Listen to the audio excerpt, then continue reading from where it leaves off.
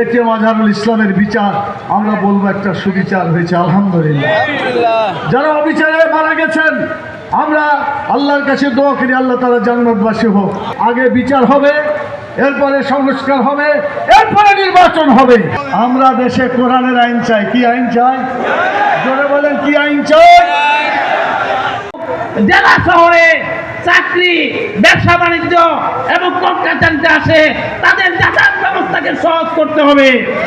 আমরা দাবি করতে চাই কিশোরগঞ্জের শহরের ভিতর দিয়ে প্রবাহিত একমাত্র নরসুন্দা নদী, মৃতপ্রায় নরসুন্দা নদীকে জীবন্ত করার জন্য সেটা খনন করতে হবে।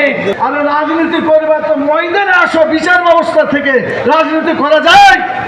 এটা করা যায় না। এটাই তারা করেছিল, যেটার কথা আমাদের আকন ভাই বলে দিয়েছেন যে এই যে বিচার তারা করেছিল সম্পূর্ণ অন্যায় বিচার করেছিল। তারা বিচারের নামে অবিচার করেছিল। জেনোসাইড অফ জাস্টিস এ কথাটা বিবিসি থেকে বলা হয়েছে। মানে সুবিচারকে তারা হত্যা করেছে, শুধু হত্যা না, একেবারে গণহত্যা করেছে। অতএব যারা মানে জুডিশিয়ালকে, জাস্টিসকে যারা জেনোসাইড করতে পারে, মিসক্যারেজ করতে পারে, যেসব বিচারক এরকম অবিচারের রায় দিয়েছে তাদের বিচার হওয়া দরকার। এটিএম আজহারুল ইসলামের বিচার আমরা বলবো একটা সুবিচার হয়েছে আলহামদুলিল্লাহ। যারা অবিচারে মারা গেছেন আমরা আল্লাহর কাছে দোয়া করি আল্লাহ তাআলা জান্নাতবাসী হোক।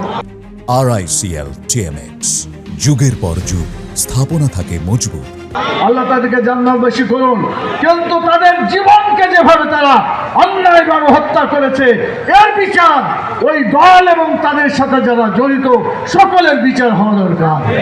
এজন্য আমরা বলছি আগে বিচার হবে, এরপরে সংস্কার হবে, এরপরে নির্বাচন হবে। শুধু তাড়াতাড়ি নির্বাচন চাই, সংস্কার চাই না। আপনারা বলেন আগের মতো যদি নির্বাচন হয় এই নির্বাচনের দরকার আছে? ওটা নির্বাচনই হয় নাই। 14 সালে বিনা ভোটে হলো, 18 সালে দিনের ভোট রাতে হয়ে গেল, 2024 সালে কি হলো? কোনো ভোটই হলো না। নিজেরা ভোট করলো, দামি নির্বাচন করা হবে। আমরা দেশে কোরআনের আইন চাই। কি আইন চাই? জোরে বলেন, কি আইন চাই? এই কোরআনের আইন চালু হলে দেশে শান্তি হবে। কথা ঠিক কিনা বলেন? অতীতে প্রমাণিত কোরআনের আইন ছাড়া শান্তি হবে না। সেজন্য আল্লাহর আইন চাই, সৎ লোকের শাসন চাই। আল্লাহর আইনও দরকার আছে, ভালো লোকও দরকার আছে। কথা ঠিক কিনা বলেন? আমি কয়েকটি দাবি জানাচ্ছি। 1 নাম্বার, কিশোরগঞ্জের একমাত্র পাবলিক বিশ্ববিদ্যালয় কিশোরগঞ্জ বিশ্ববিদ্যালয়কে পূর্ণাঙ্গ বিশ্ববিদ্যালয়ে পরিণত করতে হবে। এই বিশ্ববিদ্যালয়ের নিজস্ব জায়গায় ভবন নির্মাণ করার কাজ শুরু করতে হবে। প্রত্যেকটা ডিপার্টমেন্টে আরো সাবজেক্ট খুলতে হবে। কিশোরগঞ্জের একমাত্র সরকারি শহীদ সৈয়দ নজরুল ইসলাম মেডিকেল কলেজে পর্যাপ্ত পরিমাণে বিশেষজ্ঞ ডাক্তারের ব্যবস্থা করতে হবে।